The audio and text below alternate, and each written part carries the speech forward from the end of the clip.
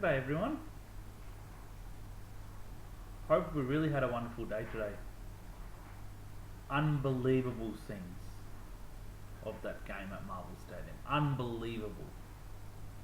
That I myself am wondering, what did I just see? Was that real? Because it could have been a result that shouldn't have happened. It's typical of St Kilda to lose that game, given what the margin was. But they won. Was that supposed to happen that way? Well, it did.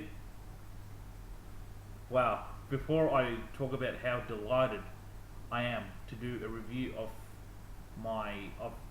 of St Kilda's first win since I've created this channel, I'd first like to acknowledge my one sponsor, as I've done in my previous videos, Size Free Foods. If you see the banner on the top corner, Size Free Foods, it's in the top right corner.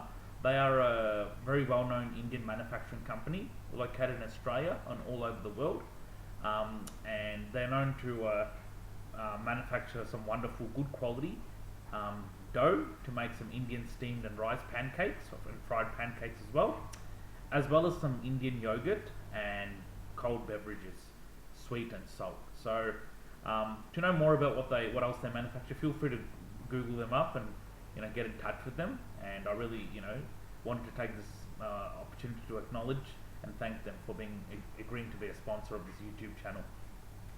The other banner on the other corner you see is Roki School of Excellence.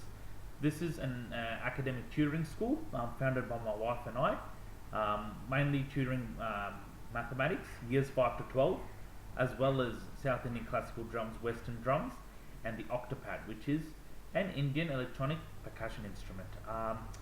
Group and individual tutoring services are offered for these, for these musical and mathematical subjects. So enrollments are open. So please do get in touch with me if you have a child or if you know of anyone who's interested to register and learn more on these subjects. Okay. All right. Now on to the exciting stuff. Nasaya Wanganin Malera. These are 3 big letters in the alphabet as of today's result. N, W, M. No better 3 better letters than that is there, Saints fans. He was an absolute jet today. And I just cannot stress how important he is to St Kilda's future, especially when it comes to them contending for the flag. A game where it took St Kilda 1 quarter to win, but doesn't erase the fact they were disappointing the first 3 quarters. When I went to the game with my wife, I was about to question their competency, effort, and selection integrity. I almost thought the way the game was going, where they're playing for draft picks, trying to lose and finish lower, did they thought Melbourne were just going to lie down and come to the game and roll up their sleeves? Well, guess what? Melbourne were desperate to win this game. They were on fire. And St Kilda made Melbourne look like a top 4 team that first 3 quarters. It was too easy. I was really wondering whether it was a Melbourne training drill or a Melbourne Demons match game, to be very honest. That is how I felt the first 3 quarters was played out. Absolutely no effort, getting exposed with the ball down the corridor, just getting beaten in the tackles, fumbling the balls, overusing, giving up. Well, to me it looked like the players were giving up. And every time it looked like we kicked a goal, they responded. And the players looked like they didn't mind that. And I'm like, how long? How many of these losses can we have? There's been some honourable losses to very good teams. But Melbourne have been one of those teams that have had a pretty disappointing year, truth to be told.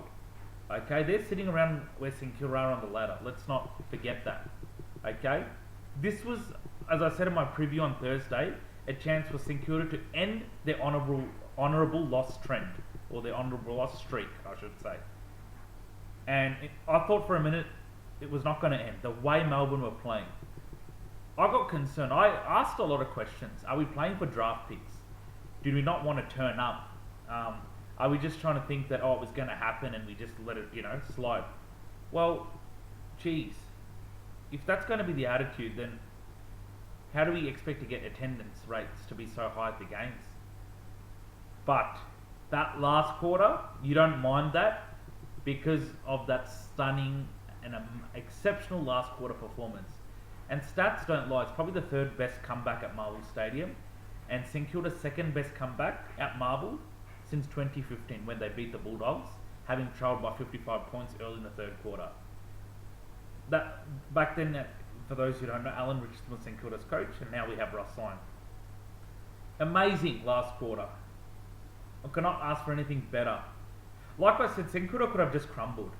They could have just rolled further.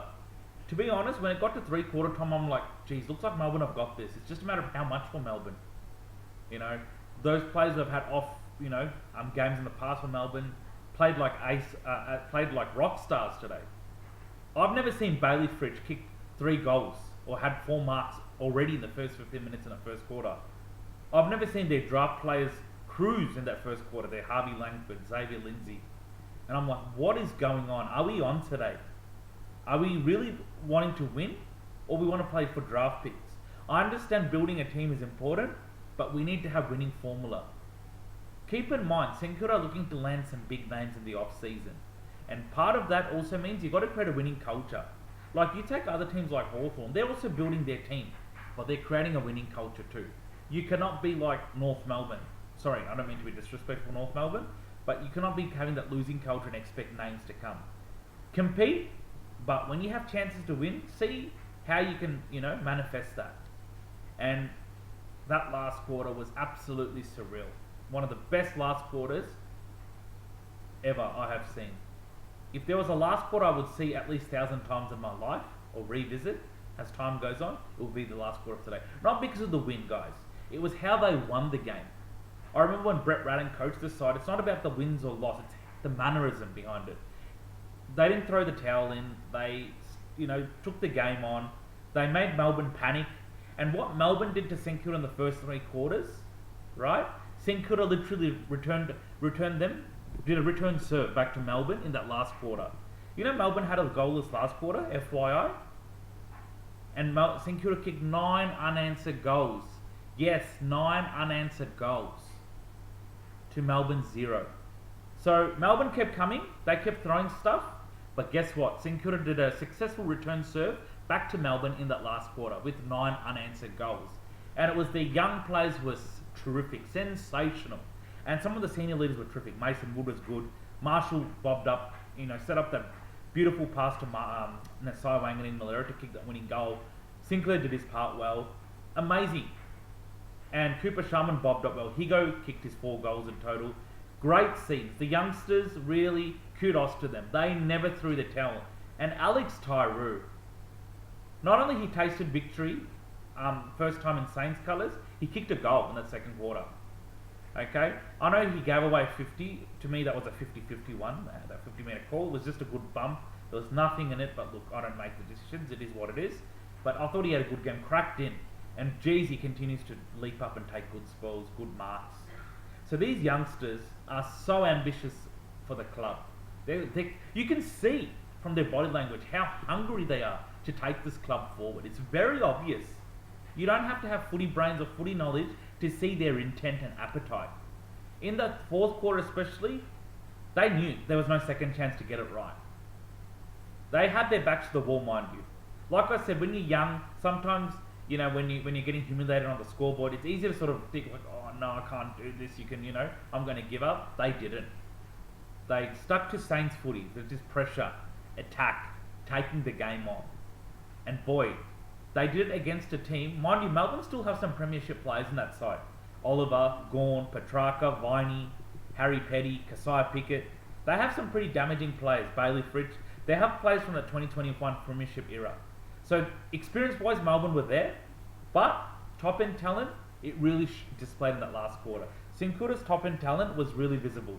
Their quality of top-end talent and the way they perform was evident in that last quarter. Max Hall didn't hit the scoreboard in a great way, but I thought he did some good things, like, cleared the ball nicely from the, stoppages, passed it nicely, good foot skills, very composed. I thought Hugh Boxall cracked in, did his part all right. I love the way he passed it off to Naz in that third quarter to kick a goal. So some really, really impressive signs. And look, I know it's against I know this win might not mean anything in terms of final aspirations. This year it doesn't matter, and I really don't care, to be honest. But it's a win you can build a lot of special things on, okay?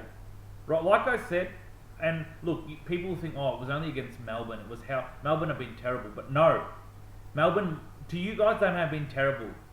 Melbourne played like a top 4 team in that first. I got almost a reminder of the 2021 Melbourne, truth to be told, in that first 3 quarters. They looked like a 2021 dominant team, the way they went about it. They were quick. They were too much for St Kilda. So to come back, and remember, many of the youth players that played under 50 games, I like the way they united, worked together, and took the game off Melbourne in the end. I just loved it. And Nasai Wangan and the rest sealed it. Iced the game with his match-winning goals. So I thought what we got wrong in the first 3 quarters, like our contested possessions, foot skills, disposals, lack of pressure, we reversed that in the last quarter. And that's what made a big difference. We made Melbourne panic. We stemmed the bleeding of their momentum, and I think St Kilda got the game back on their terms. St Kilda had more stamina. They didn't look, exhausted. Melbourne, you could tell, looked a bit exhausted in that last quarter. It was pretty obvious. They ran. They thought they had it with them for one more quarter. St Kilda figured that they didn't, and St Kilda executed a game plan that took strengths off Melbourne, and that was the big difference in the end. Okay? Now, I know I've mentioned some players who have been really good, but I can't single out a bad player in this game. Okay? I know there were some questionable selection calls, but look, that's not in my hands. But at the end of the day, my view on questionable selection means nothing if the team won. If Saints had lost, regardless by how much, irrespective of how much they lost, I would have questioned selection and competitiveness in this. But they won, so all that can be parked aside, brushed aside, because they got the chocolates, okay? This game, it was a 50-50 game. Could have gone either ways. 2 teams having similar outputs this year. Melbourne looked like they were the way better team, and they played well in the first 2 quarters, credit to them, but couldn't go with it for one more quarter. And Saints were really brilliant. They found that out. And what I like about the next few weeks, it's a chance for St Kilda to build on their win-loss momentum.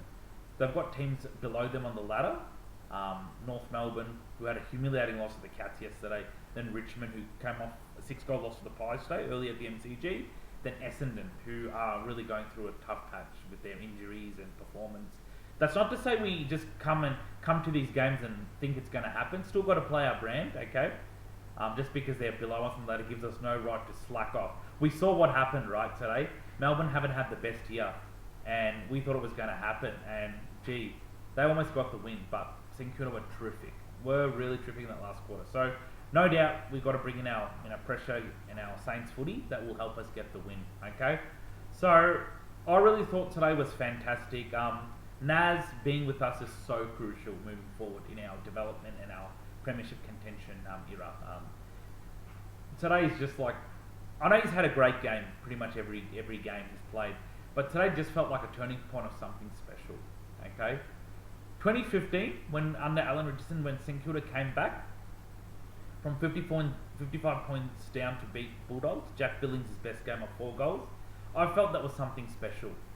Does that mean I said they were going to win every game after that? Absolutely not, and they didn't. But there was lots to like.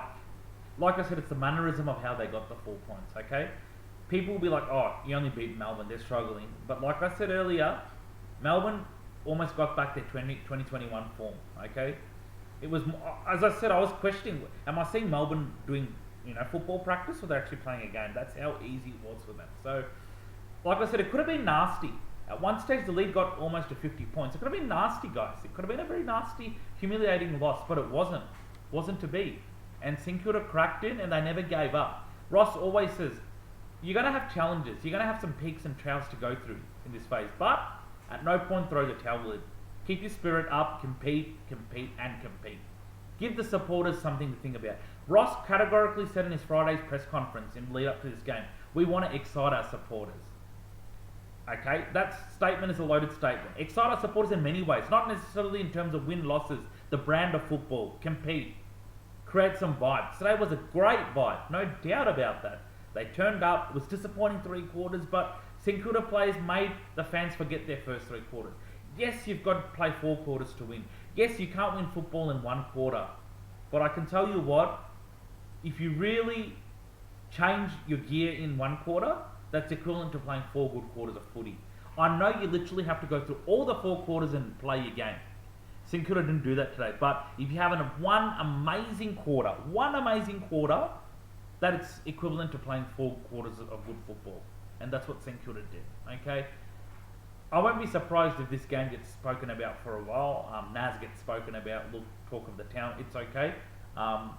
Obviously, if it does, it gets spoken for the right reasons, well aware of that. And yeah, and I pretty much will leave it there, guys. My next video will be a preview about the North Melbourne game. It's an early twilight game next Sunday. It's at 1:40 PM at Marble. It's the last home game for St Kilda, so try and get down there. It's the last home game. Cheer the boys. They'll just love it, and just be happy of what has been displayed this year. I know it's not a year that they're going to play finals, and it's not, like I said, it's not about this year. It's about beyond. Some big names to come in the off season. I cannot wait for this off season trade period and what happens. No doubt St Kilda will be one of the busiest clubs because of their salary space. So we're preparing. We've got a vision for the future. They're not a confused club. They're a clear as crystal club, not a clear as mud club. They know where we're at. The coach has reiterated that at least 100 times across so many press conferences, and they're clear. Then they're working towards that. Okay, they've got a good crop of youth. Probably, if you ask me, out of the bottom 8 teams, who has one of the best youth and talents, St Kilda are up there out of all the bottom 8 teams. No doubt about that. Hard to question that. It's just that they've got to play more games together. More and more games together. But hey, in a handful of games, you've seen players like Chiru know what they are capable of. Mind you, it takes players a few seasons to get going. Some of them have already got going. And that's what is really great. And I really hats off to Ross Lyon and the recruiting team. If it wasn't for Ross Lyon and the team, we wouldn't be seeing half these exciting young prospects playing for the Saints. As simple as that, okay? People saying, oh, has Ross Lyon got it in him to coach? He still does, yes. Just don't forget, when Ross Lyon coached St Kilda the first time, when Grant Thomas was moved on, St Kilda were already a top 4 team. They were already playing in prelim finals. Ross Lyon just had to continue the good work that Grant Thomas laid. Simple.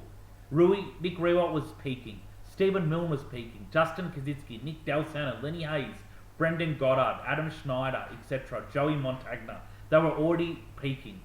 And St Kilda were heading towards grand final. So he didn't have to overhaul the list as much as he had to do now.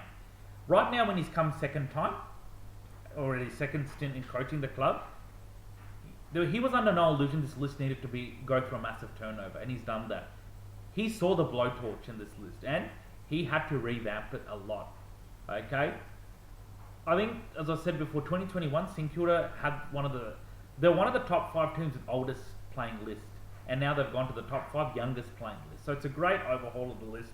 It was an overhaul that was required and for the benefit of all parties, their supporters, the club, coaching staff, and the wider AFL world, let's be honest, okay? So it was a shift in player movement, staff and player turnover that needed to happen. And look, people are getting more excited to see the players now. It's making football worthwhile to see, okay? And one thing I loved about today's win, guys, St Kilda have always been criticised under Ross Lyon to score only 60 points, 70 points.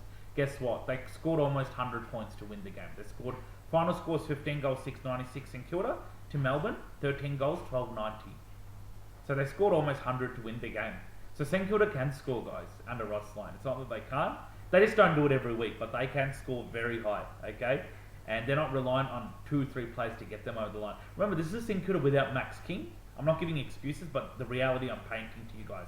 This is a St Kilda without Max King, St Kilda without Matthias Filippo, Dougal Howard, Liam Henry. We've got some missing pieces of the puzzle, okay, who are still to come back to complete the puzzle. So without that, they're able to hold their heads high, crack in. I think it's a testimony. You can just imagine when those players come back how different it's going to be. With TDK, Lee Lee is coming next year. It's going to be a different team, and more to come. See, that's what I admire about the Saints. They're very clear about their vision. Okay, as I said, let the media and the outside will say what they want about this club. But one thing I will always tell you is they're very clear. Okay, and yeah, I'll pretty much leave it at that. please subscribe to this channel, and please forward this channel to anyone who might be interested. Comment your thoughts on these recordings. I'll be more than happy to see them and respond to them if you have any questions or queries. And yeah, take care. Have a wonderful week, especially Saints fans. Please have a great week, and feel free to watch the replay 1,000 times if you have time, because it's worth it. Okay, it all paid off in the end. They got the win. The honourable loss streak has come to an end, and I was positive it would today. Okay, even though the first 3 quarters didn't go to plan. All right, rest up. Have a great week, and I'll speak to you later this week when I preview the North Melbourne game next Sunday. Take care and go the Saints. Bye bye.